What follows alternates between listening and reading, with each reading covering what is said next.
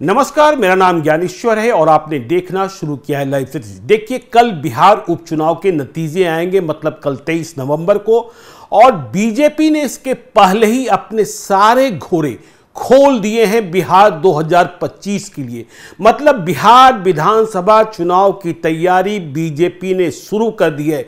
उम्मीदवारों के चयन की प्रक्रिया शुरू हो गई है। क्षेत्रों का चयन किया जा रहा है, कहां कौन मजबूत, कहां कौन कमजोर और कहां क्या संभावनाएं। देखिए, दिल्ली की 3 बड़ी एजेंसियां बिहार पहुंच चुकी है और प्रत्येक विधानसभा क्षेत्र में सर्वे का काम शुरू हो गया है। और इस बात का स्मरण रखिए कि बीजेपी जो है सिर्फ अपने उम्मीदवारों के बारे में या सिर्फ अपनी संभावनाओं के बारे में पता नहीं कर रही है, वह सहयोगियों मतलब चिराग पासवान की पार्टी लोजपा, नीतीश कुमार की पार्टी जनता दल यूनाइटेड, उपेंद्र कुशवाहा की पार्टी आरएलएम और जीतन राम मांझी की पार्टी हम, इनके नेताओं के बारे में भी जानकारियां जुटा रही है कि इनके जो नेता हैं किन क्षेत्रों में सक्रिय हैं, उनकी ताकत क्या है, उनकी कमजोरी क्या है। और भाजपा के जो विधायक हैं जो जीते हुए हैं उनके बारे में लोग क्या सोचते हैं।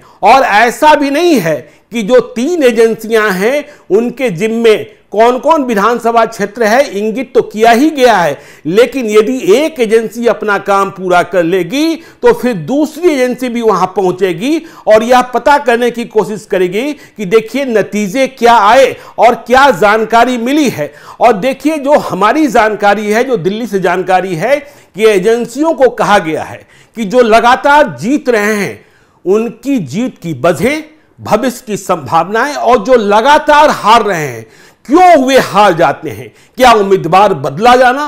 और यह भी कहा गया है कि जिनकी उम्र 65 से अधिक है और जिनकी उम्र 70 से अधिक है, जो जीते हुए नेता हैं, जो जीते हुए विधायक हैं या जो टिकट के दावेदार हैं, उनके उत्तराधिकारी का चयन भी कीजिए। उत्तराधिकारी का मतलब पुत्र पुत्री नहीं है। देखिए, बिहार उपचुनाव के नतीजे बहुत कुछ तय करेंगे कि परिवारवाद की राजनीति को कितनी चोट बिहार में लगी है।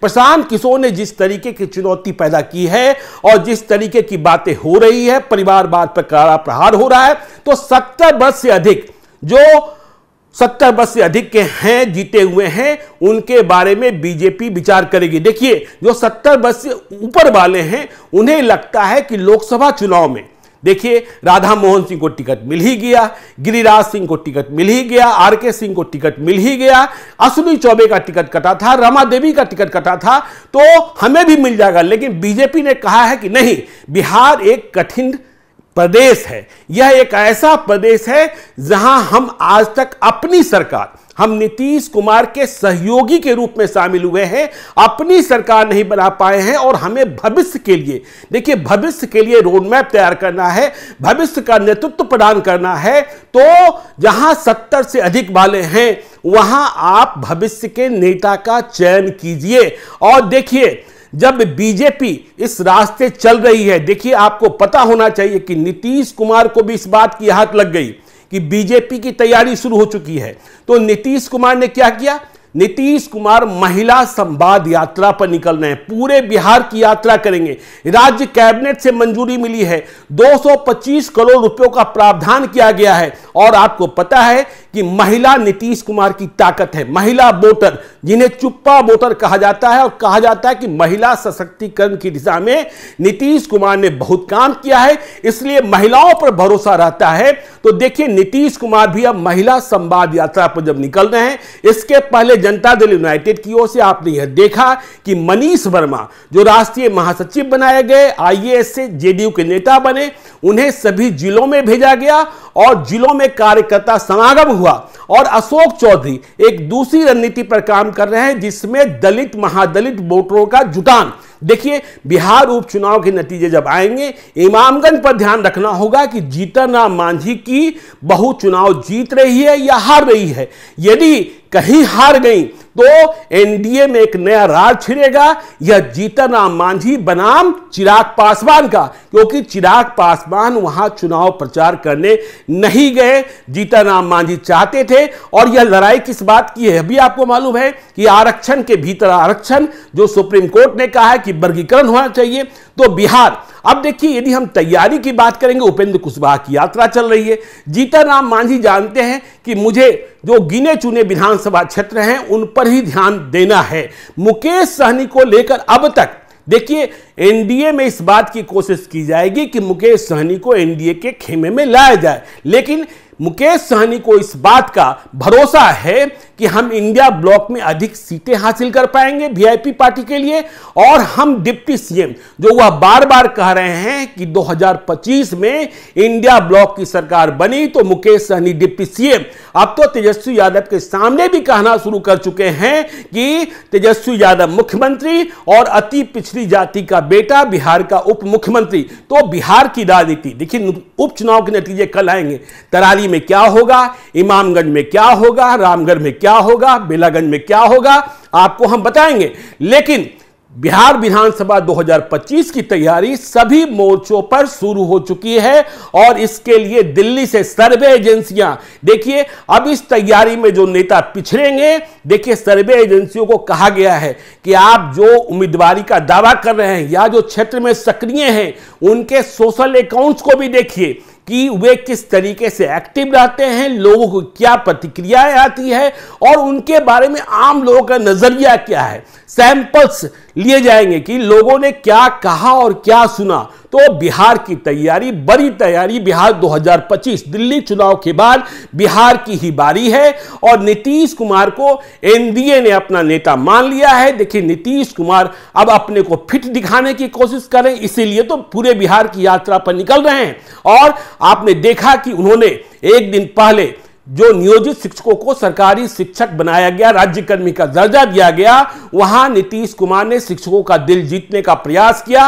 और पिछले कई महीनों से जो चर्चा चल रही थी कि शिक्षकों का सामूहिक स्थानांतरण होगा, तबादला होगा, नीतीश कुमार ने स्वयं ऐलान कर इस पर विराम लगा दिया और कहा कि शिक्षक जहां पर स्थापित हैं वहीं पर स्थापित रहेंगे, कोई स्थानांतरण अभी नहीं होगा। तो ये सारे काम अब चुनाव को देखकर, 2025 को देखकर नीतीश कुमार को आपने कई मौकों पर देखा है कि वह कहते रहे काम को जल्दी पूरा कीजिए, जल्दी पूरा कीजिए, समय कहां बचा है। तो नीतीश कुमार की तैयारी अब आगे की ओर बढ़ रही है। अब देखना यह है कि तेजस्वी यादव की यात्रा फिर से कब शुरू होती है। तेजस्वी यादव को बिहार की यात्रा पूरी करनी थी, और देखिए वह दूसरे चरण की यात्रा प्रारंभ भी कर चुके थे, लेकिन तब उपचुनाव की तारीखों का ऐलान हो गया और तेजस्वी यादव ने विराम लिया। लेकिन अब तो कल नतीजे आ जाएंगे। तेजस्वी यादव को यह भी देखना होगा कांग्रेस के साथ समझौता वार्ता एक कठिन लड़ाई है। आपने देखा होगा कि 2020 में 70 सीटें कांग्रेस ने ले ली थी, और इसका परिणाम यह हुआ कि कांग्रेस अधिक सीटें हारी और तेजस्वी यादव मुख्यमंत्री बनते बनते बच गए थे। वैसे आरजेडी को जो सीटें मिली थी उसमें चिराग पासवान का बड़ा योगदान था, क्योंकि चिराग पासवान नीतीश कुमार को हराने के लिए चुनाव लड़ रहे थे, और करीब 38 सीटों पर चिराग पासवान ने जदयू को क्षति पहुंचाई थी, और नीतीश कुमार की पार्टी जेडीयू हार गई थी, और जेडीयू बिहार में नंबर 3 की पार्टी हो गई थी। इस बात का मलाल, इस बात की टीस नीतीश कुमार को रहती है कि मैं नंबर 3 की पार्टी हो गया, और नीतीश कुमार कोशिश करेंगे कि 2025 में हमारी पार्टी जेडीयू बड़ी पार्टी बने। देखिए जेडीयू और बीजेपी के बीच सीटों का तालमेल कैसे होगा। कहा यह जा रहा है कि जेडीयू फिर से विधानसभा चुनाव में बड़ा भाई बनने का प्रयास करेगा, मतलब बीजेपी से एक सीट अधिक लेगा, क्योंकि लोकसभा चुनाव में यह बात हुई थी कि एक सीट कम पर जेडीयू लड़ेगा, एक सीट अधिक पर बीजेपी लड़ेगा, और इस फार्मूले के तहत 17 सीटों पर बीजेपी ने चुनाव लड़ा था, जेडीयू ने 16 सीटों पर चुनाव लड़ा था, लेकिन जीत अधिक जेडीयू को मिली थी लोकसभा चुनाव में।